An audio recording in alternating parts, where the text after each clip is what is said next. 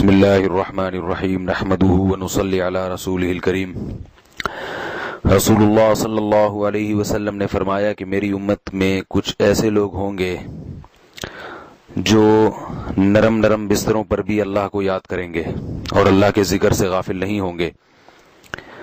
اللہ تعالیٰ انہیں جنت کے اونچے اونچے درجات میں داخل فرمائیں گے۔ اس سے معلوم ہوا کہ رات کو نرم بستر پہ سونا برا عمل نہیں ہے، شریعت میں جائز ہے، اور ایسے نرم بستر پہ جب سونے کے لیے انسان لیٹتا ہے تو اسے نیند کا بہت غلبہ ہوتا ہے۔ تو اتنے غلبے کے باوجود، نیند کے باوجود، ایسے سکون کے باوجود وہ اللہ کو یاد رکھے سوتے وقت، تو اس کی شریعت میں بڑی ترغیب ہے، جیسے میں نے آپ کو حدیث بیان کی آپ کے سامنے۔ وہ ذکر کیا جائے سونے کے وقت جب انسان اللہ کو یاد کرے تو کس طرح سے یاد کرے، آپ صلی اللہ علیہ وسلم نے اس کا بھی طریقہ بتایا ہے۔ حضرت براء ابن عازب رضی اللہ عنہما سے روایت ہے کہ رسول اللہ صلی اللہ علیہ وسلم نے فرمایا کہ اے براء، جب تم سونے کے لیے بستر کی طرف جاؤ تو پہلے وضو کرو اور پھر دائیں کروٹ پہ لیٹو اور پھر یہ دعا پڑھو، اللہم اسلمت نفسی الیک وفوضت امری الیک والجأت ظہری الیک رغبتا ورہبتا الیک لا ملجأ ولا منجا منک الا الیک آمنت بکتابک الذی انزلت وبنبیک الذی ارسلت۔ اس کا ترجمہ بتا دیتا ہوں۔ اللہم اسلمت نفسی الیک، اے اللہ میں اپنے آپ کو تیرے سپرد کرتا ہوں، وفوضت امری الیک، اور اپنے تمام معاملات تیرے حوالے کرتا ہوں، وَأَلْجَأْتُ ظَهْرِي إِلَيْكَ، اور اپنے آپ کو تیری پناہ میں دیتا ہوں، رغبتاً ورہبتاً إِلَيْكَ، تیری طرف رغبت کرتے ہوئے اور تجھ سے ڈرتے ہوئے، یعنی تجھ سے امیدیں بھی ہیں مجھے اور تیرے عذاب کا خوف بھی ہے۔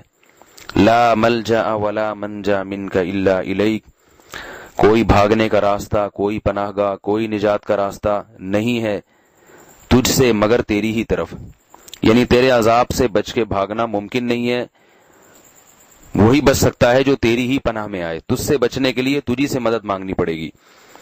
آمنت بکتابک الذی انزلت، میں ایمان لاتا ہوں تیری اس کتاب پر جو تو نے نازل کی، وبنبیک الذی ارسلت، اور تیرے اس نبی پر جن کو تو نے مبعوث کیا، جنہیں تو نے بھیجا۔ تو حدیث میں آتا ہے کہ جس شخص نے یہ دعا پڑھی، آپ نے فرمایا حضرت براء سے، فَإِن مِتَّ مِتَّ عَلَى الْفِطْرَةِ، کہ اگر تم یہ دعا پڑھنے کے بعد سو گئے اور تمہاری موت واقع ہو گئی تو تمہاری موت فطرت پر ہوگی، یعنی اسلام اور اعمال صالحہ پر موت ہوگی تمہاری۔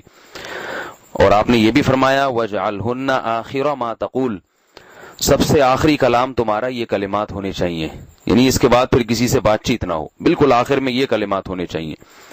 یہ حدیث بھی صحیح ہے، بخاری اور صحیح مسلم کی ہے۔ تو یہ الفاظ یاد کر لیں، یہ ریاض الصالحین کی صفحہ نمبر 430 پر یہ حدیث موجود ہے، بخاری اور مسلم میں بھی ہے، تو وہاں سے یاد کر لیں، یا جو میں نے ابھی ریکارڈنگ کی ہے یہاں سے یہ الفاظ یاد کر لیں۔ عربی میں اگر یاد نہیں ہوتے تو اردو ترجمہ یاد کر کے اردو میں پڑھ لیا کریں یہ الفاظ۔ جو برکت عربی میں ہے ظاہر ہے وہ تو عربی میں ہی ہے، لیکن اردو میں اگر آپ کر سکتے ہیں تو اردو میں بھی اللہ کی رحمت سے امید ہے وہ دعا مانگیں گے، دعا تو کسی بھی زبان میں ہو، تو یہ بھی اللہ کا ذکر ہے، یہ دعا ہے، رات کو اس کا معمول بنانا چاہیے، اپنے بچوں کو بھی سکھانا چاہیے۔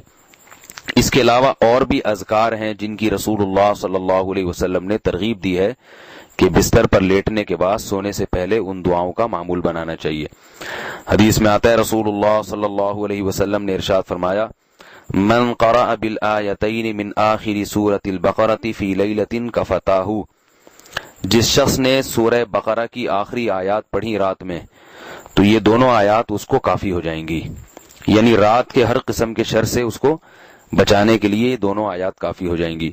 تو سورہ بقرہ کی آخری آیات بھی یاد کر لینی چاہیے، رات کو بستر پہ لیٹنے کے بعد ان کی بھی تلاوت کرنی چاہیے۔ ایک اور حدیث میں ہے آیت الکرسی بھی رات کو پڑھنی چاہیے۔ رسول اللہ صلی اللہ علیہ وسلم نے ارشاد فرمایا، جس شخص نے رات کو آیت الکرسی کی تلاوت کی تو اللہ تعالیٰ پوری رات شیطان سے اس کی حفاظت کرتے ہیں، جن شیطان سے اس کی حفاظت رہتی ہے۔ اور حدیث میں آتا ہے کہ قرآن میں آیت الکرسی سے زیادہ عظیم آیت کوئی نہیں ہے۔ سورہ اخلاص تو سورت ہے نا پوری، آیت نہیں ہے. آیت ہے آیت الکرسی، ایک آیت ہے، تو آپ نے فرمایا سب سے عظیم آیت ہے. تو رات کو اس کا معمول بنانا چاہیے. اور ایک اور معمول رات کو سورہ فلق اور سورہ ناس. آپ صلی اللہ علیہ وسلم پر جب جادو کا اثر ہوا تھا تو اس کے بعد سے آپ صلی اللہ علیہ وسلم کا معمول رہا کہ آپ صلی اللہ علیہ وسلم رات کو سورہ فلق اور سورہ ناس کی تلاوت کرتے، سورہ فلق اور سورہ ناس پڑھتے، اور اپنے ہاتھ پہ پھونک مار کے ہاتھ کو پورے جسم پہ، جہاں تک آرام سے ہاتھ پہنچتا ہے، آپ صلی اللہ علیہ وسلم ہاتھ کو اپنے جسم پہ پھیر لیتے تھے. ایک دفعہ یہ عمل کیا، پھر دوسری دفعہ سورہ فلق سورہ ناس پڑھی. اور علماء نے لکھا ہے کہ یہاں سورہ فلق اور سورہ ناس بسم اللہ الرحمن الرحیم کے بغیر پڑھنی چاہیے، کیونکہ یہ بطور رقیہ ہے، بطور تلاوت نہیں ہے. یعنی تلاوت نہیں کر رہے ہیں ہم اس وقت، دم کر رہے ہیں، تو اس لیے بسم اللہ کے بغیر. آیت الکرسی بھی بسم اللہ کے بغیر، یہ سورہ فلق اور سورہ ناس بھی بسم اللہ کے بغیر، کیونکہ یہ بطور وظیفے کے پڑھی جا رہی ہیں یہ سب چیزیں. تو سورہ فلق سورہ ناس پڑھی، اس کے بعد ہاتھ پہ پھونک مار لی اور ہاتھ کو پورے جسم پہ پھیر لیا. پھر ایک اور دفعہ سورہ فلق سورہ ناس پڑھ کے ہاتھ پہ پھونک مارا، ہاتھ کو جسم پہ پھیر لیا. تیسری دفعہ یہ عمل کیا.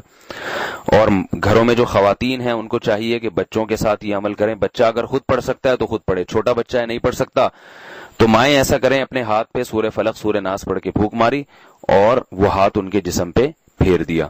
تو اس سے انشاءاللہ رات کو ہر قسم کے جو شیاطینی اثرات ہوتے ہیں، نظر بد یا جنات یا جادو وغیرہ، ان سے انشاءاللہ ان کی حفاظت رہے گی.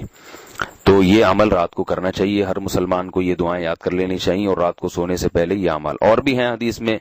تو ظاہر حدیث کا مطلب یہ نہیں کہ سارے اعمال کرو. آپ صلی اللہ علیہ وسلم نے کسی صحابی کو ایک عمل بتایا، کسی کو دوسرا عمل بتایا. تو آپ یہ چند اعمال کر لیں انشاءاللہ. اگر ہم یہ کر لیتے ہیں تو ہمارا شمار بھی رات کو غافل لوگوں میں نکل جائے گا. غافل لوگوں سے ہم فہرست سے خارج ہو جائیں گے، اور انشاءاللہ اس حدیث کے مستحق ہوں گے جس میں آپ صلی اللہ علیہ وسلم نے فرمایا کہ میری امت کے کچھ لوگ ہیں جو نرم بستروں پر بھی اللہ کو یاد رکھیں گے سوتے وقت، اور نیند کا غلبے میں بھی، یعنی اللہ کو یاد رکھیں گے. تو انشاءاللہ ہم بھی انہی لوگوں کی فہرست میں شامل ہو جائیں گے، اور ہمارا اختتام اچھا ہوگا. سوتے ہوئے انسان کی دن بھر کی روٹین کا اختتام ہو رہا ہوتا ہے، تو اختتام اچھے انداز سے ہوگا.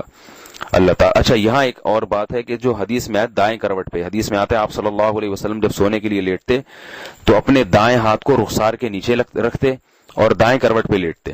تو یہ بہت اچھی سونے کی ایک مہذب کنڈیشن ہے سونے کی، کہ انسان اپنے رخسار کو دائیں ہاتھ کو اپنے رخسار کے نیچے رکھے اور دائیں کروٹ پہ لیٹے. لیکن اب بعض لوگ یہ سوال کرتے ہیں کہ بھئی یہ تو بہت مشکل ہے ساری رات اس طرح. تو یاد رکھیں اس سے مراد ساری رات نہیں ہے، سونے کی ابتدا ایسے ہونی چاہیے. آپ دائیں کروٹ پہ لیٹیں، اور آپ صلی اللہ علیہ وسلم کا جو عمل تھا کہ رخسار کو اپنے دائیں ہاتھ کو دائیں رخسار کے نیچے رکھنا، تو تھوڑی دیر کے لیے یہ عمل کر لیں، اس کے بعد چاہیں آپ کروٹ تبدیل کر لیں، اس سے کچھ نہیں ہوتا. ابتدا ایسے ہونی چاہیے.